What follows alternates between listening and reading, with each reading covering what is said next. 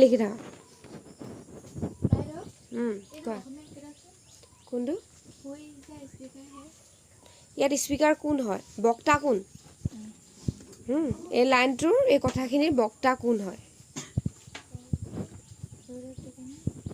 কি হ'ল অনুজ ৰৈ আছা যে প্ৰশ্নটোকে লিখি আছো অঁ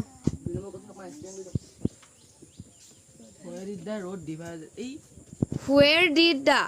road diverge? মানে roadটো ক'ত সেপাৰেট হৈছে ৰাস্তাটো ক'ত সেপাৰেট হৈছে সেইটো সুধিছে ভাগ হৈছে মানে দুটা ভাগ হৈছে আমি দুটা ভাগেটো পাইছোঁ কবিতাটোত দুটা ৰাস্তাৰ কথা দেখাইছে কবিয়ে সেকেন্ড ৰাস্তাটো চুজ কৰিছে